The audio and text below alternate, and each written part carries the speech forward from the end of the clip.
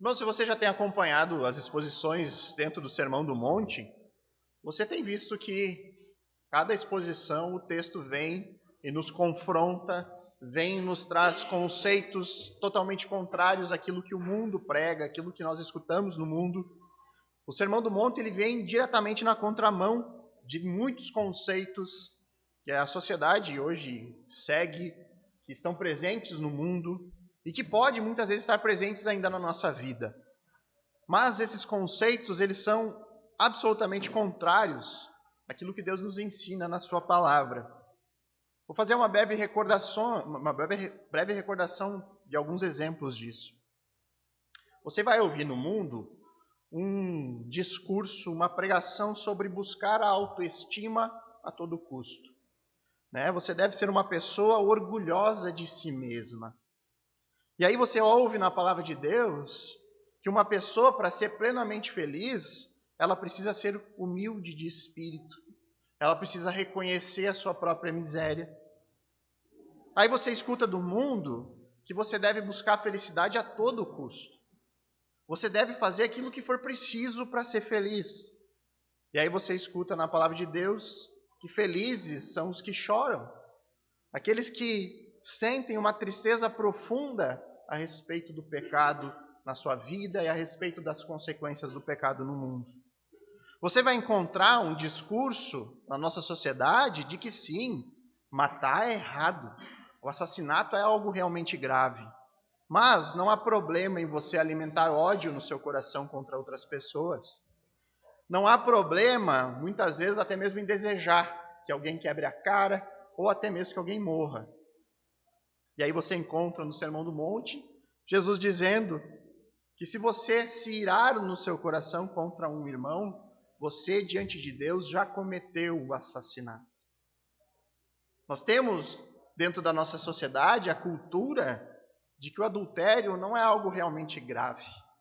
Nós temos até uma cultura de que para o homem isso é algo bom, é algo que valoriza o homem. Muitos casamentos convivem com a realidade, se tolera, se aceita esse tipo de coisa. Flertar, paquerar, trocar olhares com a intenção de adulterar não tem nenhum tipo de problema na nossa cultura hoje. E aí vem a palavra de Deus e diz que você é um adúltero. Se você já fez alguma vez esse tipo de coisa, se alguma vez você já olhou com a intenção impura em relação a algum outro homem ou alguma outra mulher. Você está inserido numa sociedade onde a palavra não possui mais valor. Você não consegue mais fazer um negócio na base da palavra. Você precisa ir lá registrar o contrato no cartório, ter um advogado. As pessoas não têm mais compromisso com a verdade. A mentira se tornou algo comum. As pessoas até dizem que uma mentirinha de vez em quando é para o bem.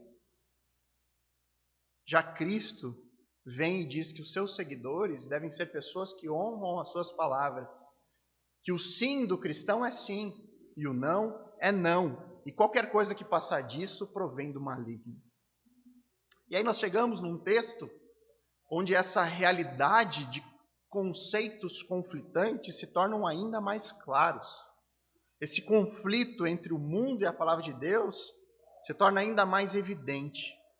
O mundo, ele caminha na direção da vingança. Você aprende no mundo que você precisa revidar a ofensa. Você precisa retribuir a agressão. Vocês assistiram aqueles filmes lá, que o enredo são sempre meio parecidos, onde os bandidos matam a filha ou o parente do mocinho, e aí a polícia nada faz, não resolve, e ele vai buscar vingança com as suas próprias mãos. E aí nós passamos o filme todo torcendo para que ele mate cada um daqueles que fizeram mal para a família dele. Esse é o tipo de sentimento totalmente humano. É naturalmente humano. Naturalmente nós vamos ir para o caminho da violência, para o caminho de retribuir o mal sofrido, para o caminho da vingança. E aí vem Jesus outra vez com seu discurso que anda na contramão do mundo. Vamos então fazer a leitura do texto e analisar o ensino de Jesus acerca da retribuição sobre a vingança. Mateus 5, versos 38 a 42. O texto diz assim: ouvistes que foi dito, olho por olho, dente por dente. Eu, porém, vos digo, não resistais ao perverso, mas a qualquer que te ferir na face direita, volta-lhe também a outra. E ao que quer demandar contigo e tirar-te a túnica, deixa-lhe também a capa. Se alguém te obrigar a andar 1 milha, vai com ele 2. Dá a quem te pede e não volte as costas ao que deseja que lhe emprestes. Vamos orar mais uma vez, irmãos? Bondoso Senhor, querido Pai, nós clamamos a Ti agora, diante do texto sagrado, diante da palavra de Deus, com humildade, com temor e tremor, Senhor, sabendo que o que temos aqui é a própria palavra de Deus, é ela que tem poder para mudar as nossas vidas, não é nenhum discurso humano, não é nenhum pastor falando, mas sim unicamente a palavra de Deus. Eu oro, Senhor, que ela seja exposta aqui com fidelidade e que ela venha com o poder do Teu Espírito para transformar as nossas vidas, transformar nossa mente, renovar os nossos pensamentos, que a gente possa ter a humildade de abrir mão dos nossos pressupostos, de tudo aquilo que a gente entende como de fato verdade, mas que no fim a palavra de Deus nos mostra que não é nenhuma verdade, Senhor. Muda o nosso coração e transforma a nossa mente com a palavra, Senhor. E que comece essa noite, que seja por meio desse texto. Essa é a nossa oração, em nome de Cristo. Amém. Irmãos, Jesus aqui, esse texto, ele vai nos mostrar 3 formas de violência que nós podemos sofrer. E através desses exemplos, dessas ilustrações, ele vai ensinar a atitude que se espera de um discípulo de Cristo durante ou por meio, quando ele sofre esse tipo de agressão.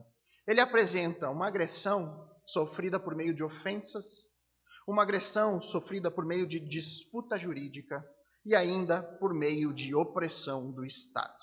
Então, o meu propósito aqui é analisar cuidadosamente o texto para nós chegarmos nessa conclusão, para a gente ver que realmente ele apresenta essas ilustrações e entender o que Jesus tem a nos ensinar de como reagir diante dessas agressões. Então, reparem aqui no verso 38. Jesus diz: ouvistes que foi dito, olho por olho, dente por dente. Então Jesus ele inicia esse novo assunto aqui no seu Sermão do Monte com o mesmo padrão dos demais oportunidades. E aí ele cita a famosa lei de talião, olho por olho, dente por dente. Apenas por questão de curiosidade, irmãos, esse termo lei de talião, ele tem origem no latim, significa o latim lex talionis, onde lex significa lei e talionis significa idêntico ou como tal. É a lei que consiste numa punição idêntica ao crime cometido. Então, era olho por olho, dente por dente, vida por vida, ferimento por ferimento.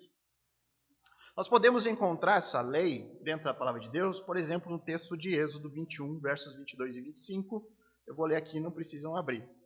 Se homens brigarem e ferirem mulher grávida, e forem causa de que aborte, porém sem maior dano, aquele que feriu será obrigado a indenizar segundo o que lhe exigir o marido da mulher, e pagará conforme os juízes lhe determinarem. Mas se houver dano grave, então darás vida por vida, olho por olho, dente por dente, mão por mão, pé por pé, queimadura por queimadura, golpe por golpe. Você vai encontrar esse mesmo conceito, essa mesma lei de talião em outros textos do Antigo Testamento, como Levítico 24, versos 19 e 20, Deuteronômio, capítulo 19, verso 21. A lei de talião, ela estava muito presente dentro da cultura do mundo oriental. Até hoje você consegue observar esse tipo de lei sendo aplicada no Oriente Médio. Porém, irmãos, para a nossa realidade, no nosso país, com as leis que nós convivemos, talvez a lei de talião soe como um total absurdo.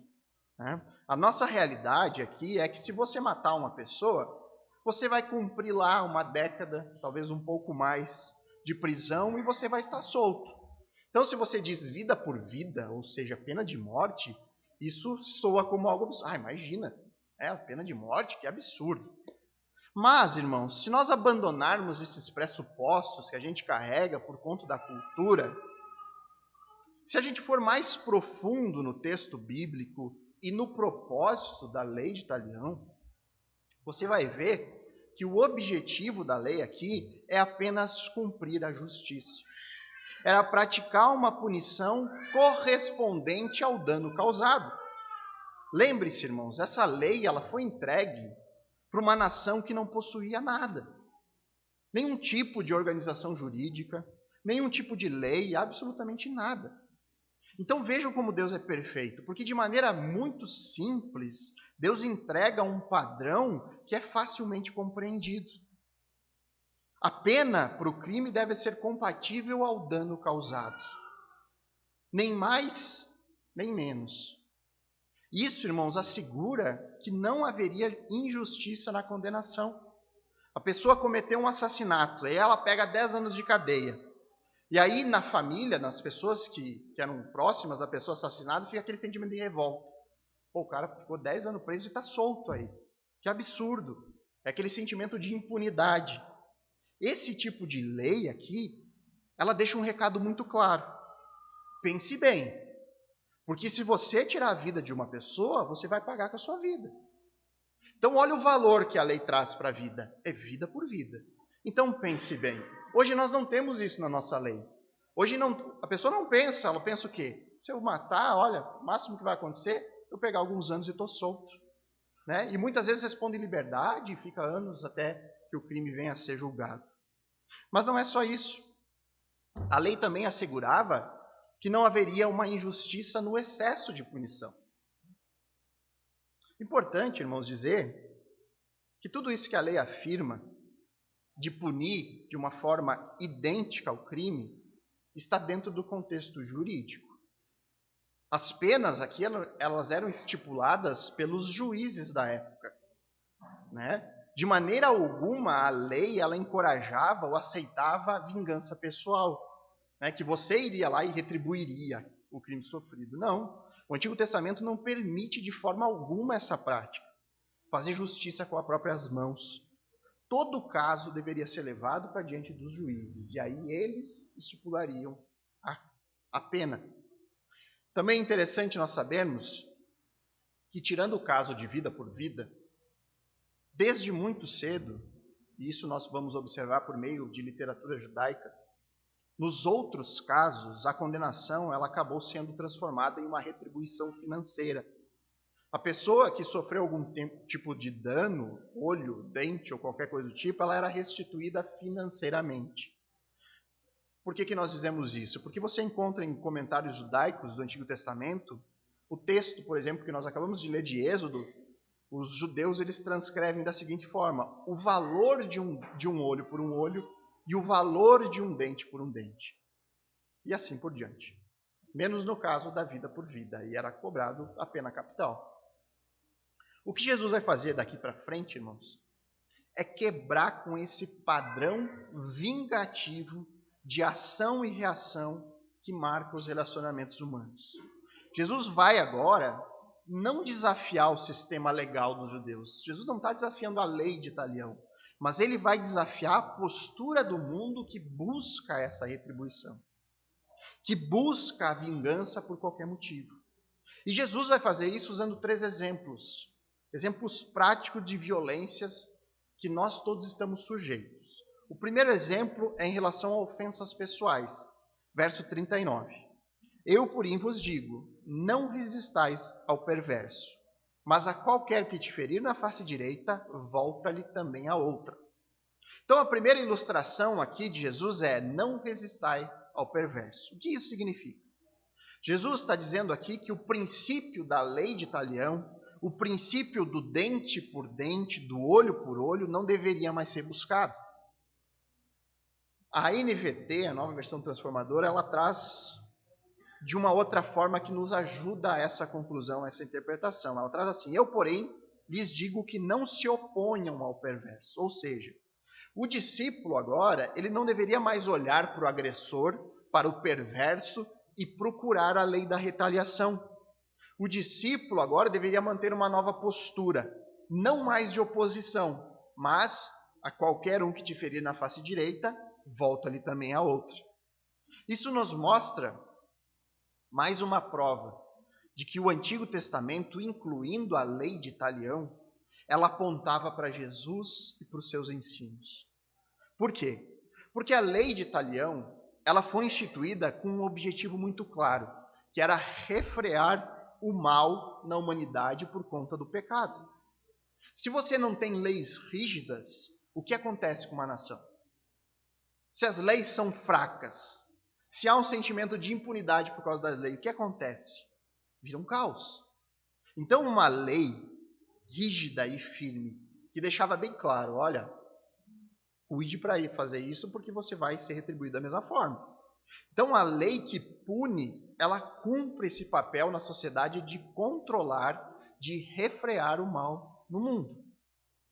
E nós temos os profetas do Antigo Testamento, principalmente Jeremias e Ezequiel, que eles profetizaram sobre um tempo onde ocorreria uma mudança no coração do povo. Eles profetizaram sobre o povo de Deus vivendo uma nova aliança. Um tempo onde os pecados seriam perdoados e a obediência a Deus brotaria do coração do povo. Qual é a conclusão, irmãos? Agora em Cristo, a lei de Talião não é mais necessária. Por que ela não é mais necessária? Porque agora o povo de Deus vive de acordo com os ensinamentos de Cristo. É como se o discípulo vivesse sempre debaixo dessa autoridade de Cristo e, portanto, ele caminharia naturalmente por conta de um coração transformado a virar a face, no caso de uma agressão. Jesus ele não está condenando a lei de Talião. Ele apenas nos mostra que quem vive debaixo dos seus ensinamentos não precisa mais dessa lei. Essa lei ela se torna desnecessária em Cristo. Então, irmãos, nós temos aqui a primeira ilustração sobre a violência que estamos sujeitos e como o discípulo deve reagir segundo ela. E o primeiro exemplo de Jesus aqui, ele está tratando de ofensas pessoais. Um homem ferindo o outro homem na face. O tapa do lado direito do rosto era considerado no mundo antigo como o insulto mais grave daquele tempo. E tanto a lei judaica quanto a lei romana, elas permitiam que um processo fosse aberto para que se cumprisse a lei de Talião, da retribuição, do olho por olho, dente por dente. Se você tivesse sofrido com esse tipo de agressão, um tapa no rosto, você poderia ir até uma corte judicial e exigir que a lei da punição correspondente fosse aplicada. E aí Jesus então apresenta a postura do cristão neste momento. E qual seria essa postura? Os seus discípulos deveriam suportar o insulto. Eles deveriam suportar a agressão. Ao invés de buscar uma punição equivalente, o discípulo deveria buscar a gentileza equivalente.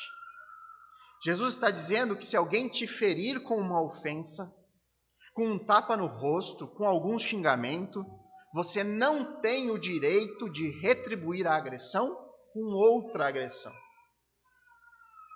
Algumas pessoas, elas usam esse texto para afirmar que o cristão, por exemplo, ele não pode se defender.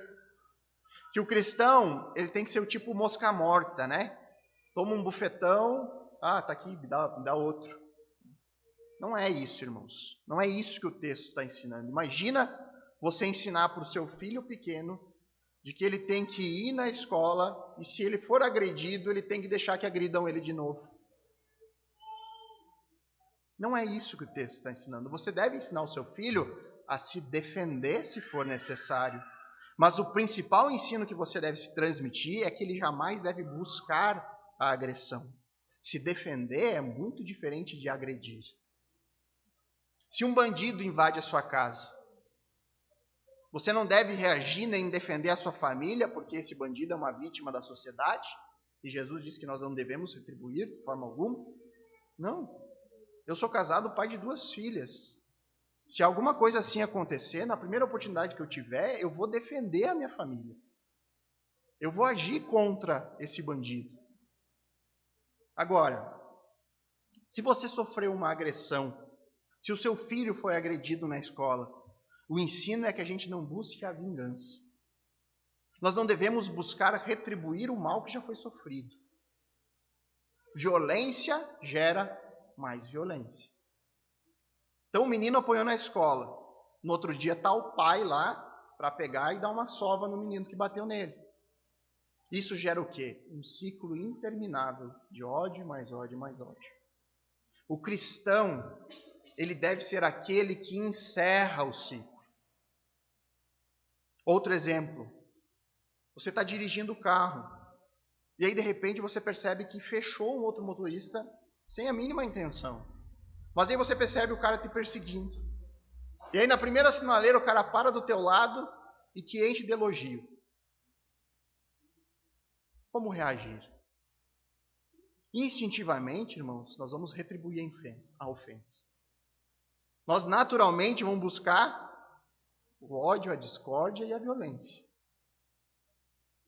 Mas como Jesus nos orienta? Tenha a atitude de encerrar o ciclo da violência. Engula as ofensas e siga em frente. Não busque a retribuição. Esses dias aconteceu algo semelhante comigo. Eu estava andando o carro próximo ao meio-fio e aí tinha um buraco gigante cheio d'água. E eu não vi o buraco. E eu caí no buraco cheio d'água e tinha um pai e um filho caminhando na rua e eu lavei eles. E era um dia de sol, não tinha motivo para estar cheio d'água o negócio. A minha primeira reação foi parar o mais próximo possível, baixar o vidro e... Perdão, eu não vi. Mas óbvio que a pessoa não recebeu meu perdão lá e falou, não foi nada. Cara, eu lavei os dois, né? Ele, graças a Deus, ele não me xingou nem nada, mas se ele tivesse me xingado, qual deveria ser a minha conduta? Retribuir? Cara, não viu que eu não fiz por querer e encher o cara de coisa também? Não, era levantar o vidro, me perdoa, não tenho o que fazer, siga em frente. Essa é a atitude. Como cristão, nós devemos interromper o ciclo da violência.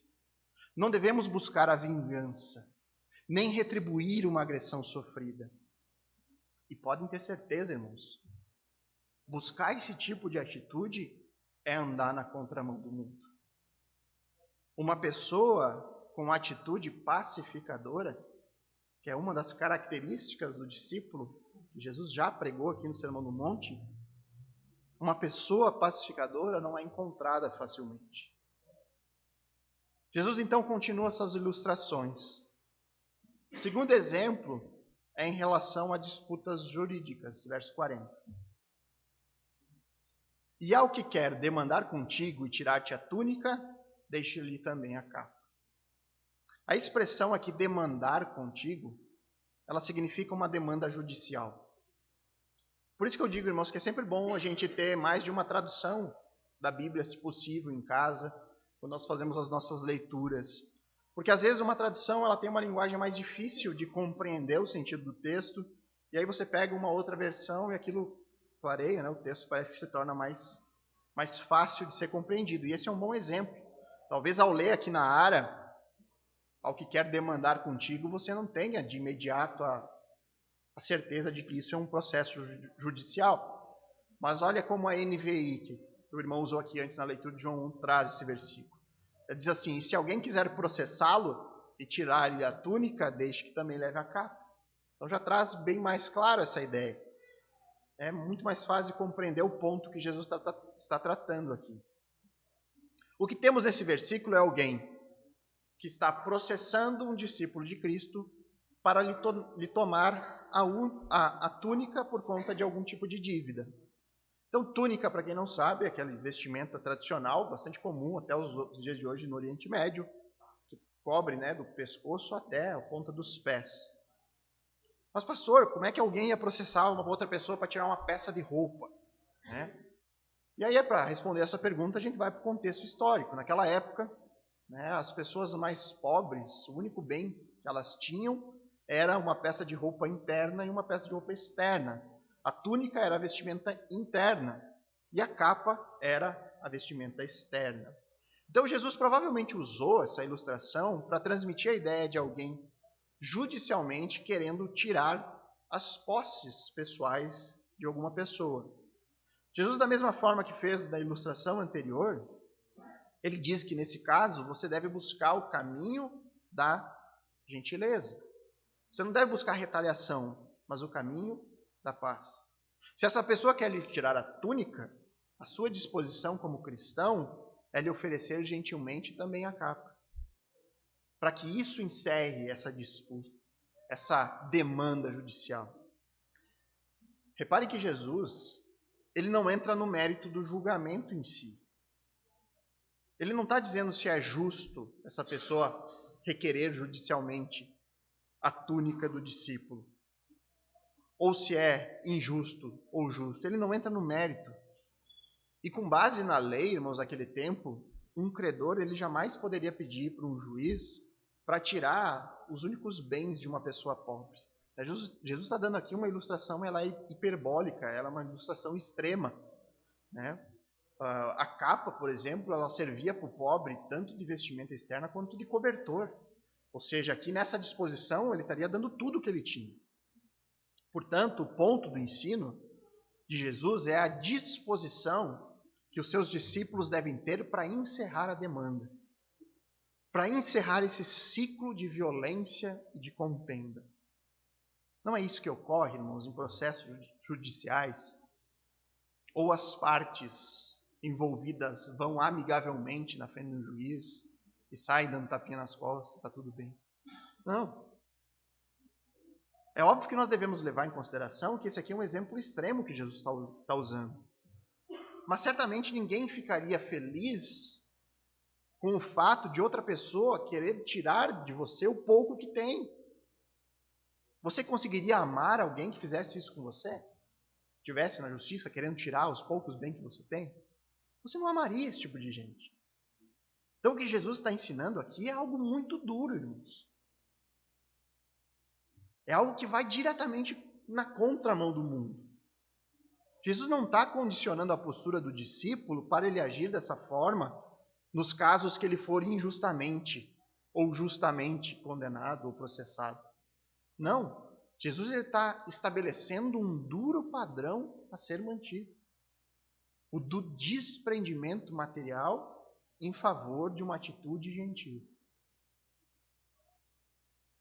Esse é um padrão, irmãos, que só vai aparecer na vida de alguém quando essa pessoa possui as características de um verdadeiro discípulo. Em especial duas características. A confiança plena em Deus como um juiz soberano. O Deus que está sentado num trono e que julga todas as coisas. Só alguém que coloca a sua total confiança nesse Deus pode vir a encarar um tipo de julgamento como esse, que provavelmente aqui é injusto, e com disposição acabar com essa demanda. Somente alguém que deposita sua total confiança nos julgamentos de Deus e que sabe que um dia Ele cobrará cada ato injusto. Somente alguém assim pode praticar essa ação inversa, tão incomum dos nossos dias. Alguém disposto a ceder para que se encerre uma contenda e que se encerre o ciclo da violência. A segunda característica que, inevitavelmente, uma pessoa que age dessa forma tem que possuir é desprendimento material. É desprendimento de suas posses aqui neste mundo. Alguém que olha para tudo aquilo que possui e considera como algo sem valor ao ser comparado com o valor que existe na obediência a Cristo. Vocês percebem, irmãos, a força e a dificuldade que nós encontramos nessas palavras de Jesus?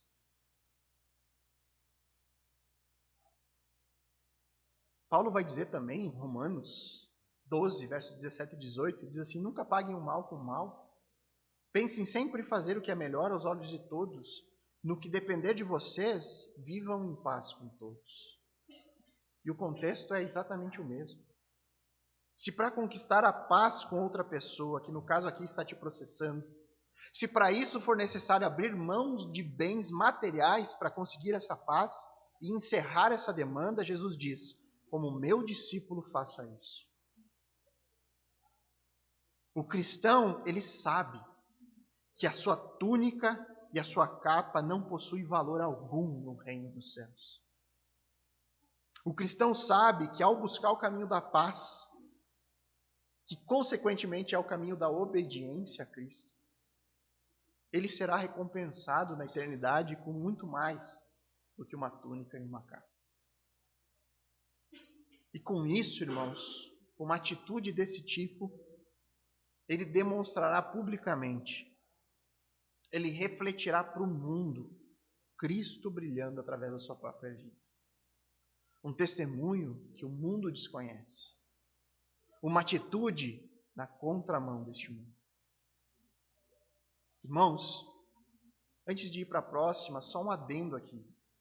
Esse texto não significa que o cristão não possa recorrer à justiça deste mundo.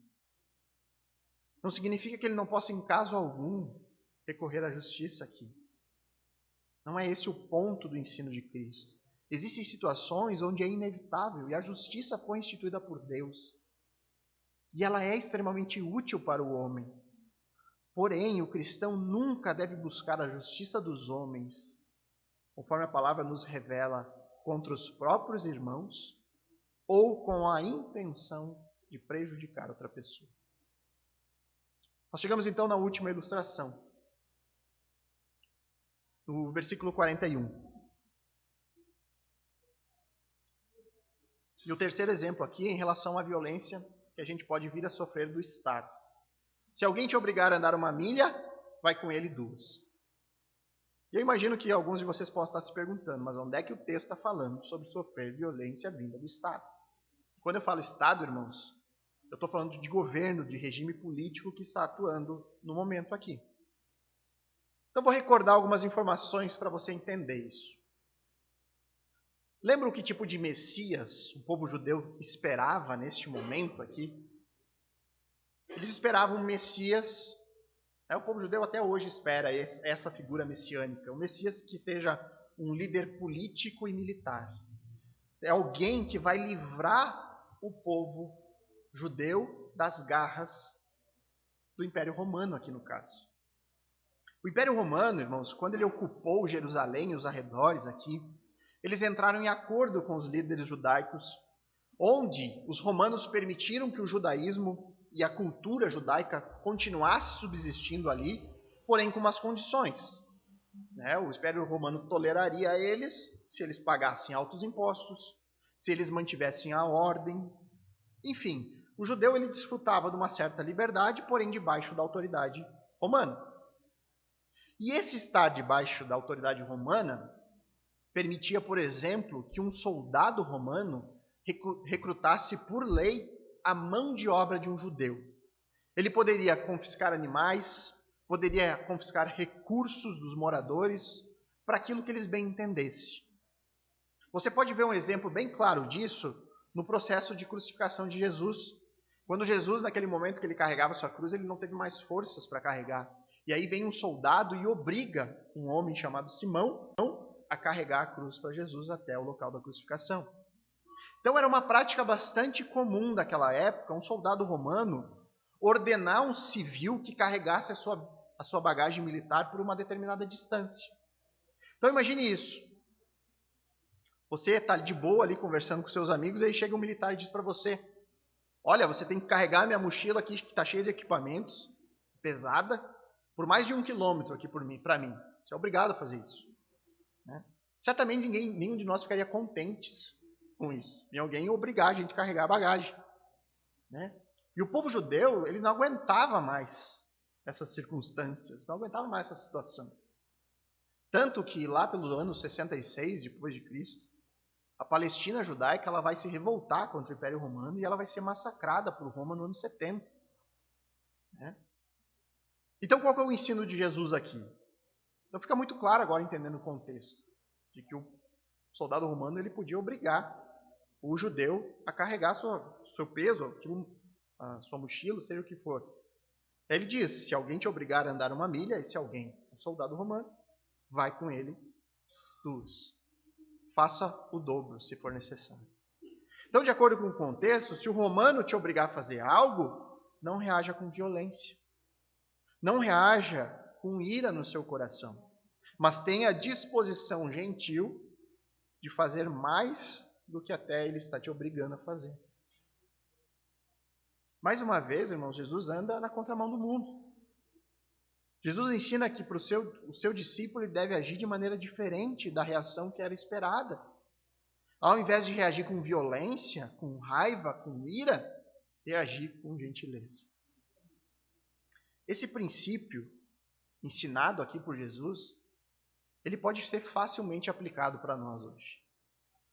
Certamente nenhum soldado vai nos obrigar a carregar os seus equipamentos de combate pela rua da cidade. Você não vai enfrentar esse tipo de coisa. Os tempos mudaram, nós estamos em outra cultura, em outro modelo de Estado. Mas se por um lado nós não corremos mais o risco desse tipo de coisa, por outro, o Estado, o governo em que vivemos tem sim colocado sobre nós uma carga e um peso extremamente elevado. Talvez mais humilhante ou ainda maior do que o enfrentado pelos judeus daquele tempo. Os brasileiros hoje carregam um peso bastante grande na forma de tributos, na forma de burocracia, na forma de falta de emprego, na forma de leis confusas, fracas, que favorecem apenas algumas categorias ou minorias. Não é fácil saber que você vai trabalhar 1/3 do ano só para pagar imposto. E pior ainda, não é fácil saber que todo esse dinheiro vai para tapar furo de corrupção, vai para pagar a conta de roubo, e que tem acompanhado o país há muito tempo. A corrupção é uma prática que está em praticamente todos os governos desde que iniciou a República. Você paga uma alta carga tributária para ter acesso à saúde, mas você não tem acesso à saúde. Você paga um absurdo para ter boas estradas, boa infraestrutura. Você tem? Não tem. Você paga imposto para ter segurança, mas você não tem, aí você tem que pagar mais para ter segurança na sua casa.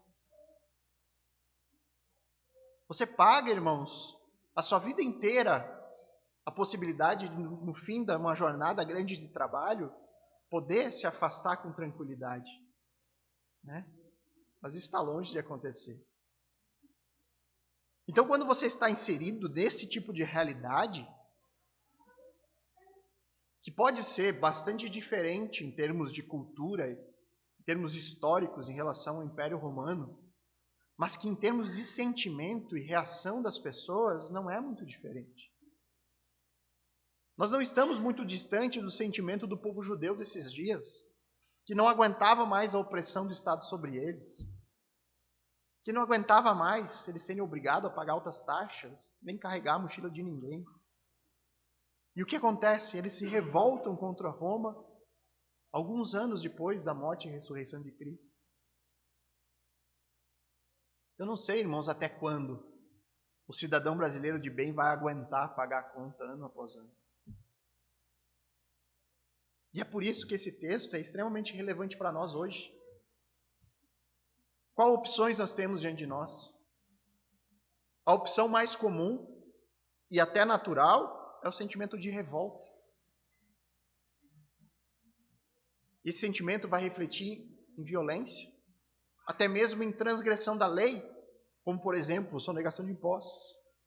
E aí você pensa, esse governo corrupto, eu não vou contribuir para eles continuarem roubando, então sonega imposto porque o governo rouba o povo. Longe de ser justo o que nós enfrentamos, irmãos. Tem vários irmãos aqui que são donos de empresa e eles sabem o quão é difícil honrar os seus compromissos. Porque nós vivemos um país onde o governo trabalha contra os maiores pagadores de impostos. Ele praticamente encurrala o empresário a sonegar. Ele praticamente não dá opção. E esse contexto também existia no tempo de Cristo. Os impostos eram extremamente pesados. Era abusivo sobre aquela população judaica, e na grande maioria pobres, ou infinitamente mais pobres do que nós somos hoje. E um dia questionaram Jesus sobre isso, sobre o pagamento de impostos. E a resposta de Jesus qual foi? Dai a César o que é de César e a Deus o que é de Deus. O povo judeu não ouviu o ensino de Cristo. Ele se revoltou. E ele foi massacrado no ano 70. Nós hoje temos a oportunidade de ouvir Jesus e também tomar uma decisão.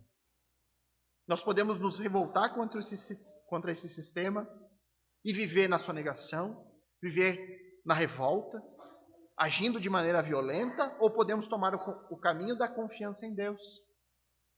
Podemos confiar na soberania de Deus, no poder, na bondade do nosso Pai que nos cuida em qualquer circunstância.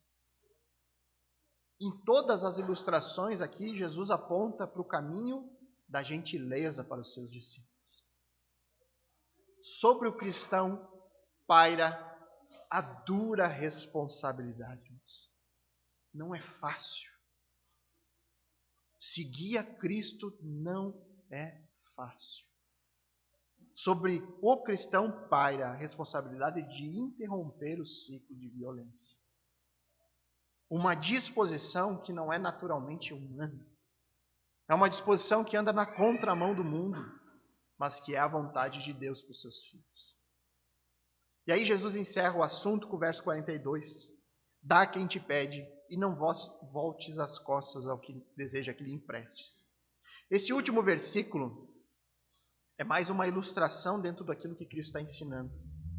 E ela reforça essa atitude esperada no discípulo, de irem na contramão de tudo aquilo que o mundo pensa ou prega. Para agir dessa forma é necessária uma disposição de coração. Você precisa ter um coração disposto a agir dessa forma. A atitude de um coração amoroso e gentil, segundo o ensino de Cristo, é melhor que a justiça, é melhor que a retribuição. E um coração amoroso e gentil, ele reflete em generosidade. É um coração que está disposto a doar sempre que possível. É um coração que procura sempre ajudar quem precisa, está sempre pronto a estender a mão. Jesus reforça aqui o ponto de que os cristãos devem viver como peregrinos neste mundo. Devem reconhecer o real valor de cada coisa no tempo presente. Devem saber diferenciar aquilo que possui valor eterno daquilo que possui valor apenas transitório. Além de entender de que tudo que possui nessa vida pertence a Deus. O cristão, ele é apenas um mordomo que administra os bens de outra pessoa. O cristão administra os bens do seu Criador. Se eu possuo mais recursos, se Deus tem me abençoado com uma boa condição financeira, a única diferença entre a minha condição próspera para aquele que possui apenas uma túnica e uma capa é a possibilidade que Deus está me dando de ser generoso com quem precisa. É a única diferença, irmãos. Não esqueçam que Deus dá a riqueza ou a pobreza. É Deus quem dá. O chamado de Deus para os seus discípulos é um chamado para se viver na contramão deste mundo. Um mundo que prega que a vingança é um prato delicioso de se comer. Que nós devemos buscar sempre a retribuição do mal sofrido. Que o que importa é ser bem-sucedido. Não interessa se para você alcançar os seus objetivos você tem que pisar em algumas pessoas. Cristo rompe com esse padrão, informando para aqueles que o seguem que vocês são chamados para quebrar com esse ciclo. Retribua a violência sofrida com gentileza. Fazendo isso, irmãos, você pode ter a certeza de que você está andando como Jesus andou neste mundo. Ninguém fez isso melhor do que Jesus. Jesus aguentou ofensas pessoais, aguentou processo jurídico e aguentou a opressão do Estado. Jesus, mais do que ninguém, andou na contramão deste mundo. E eu deixo a pergunta final para que vocês meditem. Será que você está pronto para seguir neste mesmo caminho? Será que você já avaliou o custo que é ser um discípulo de Cristo? Que Deus nos ajude nessa jornada. Vamos orar.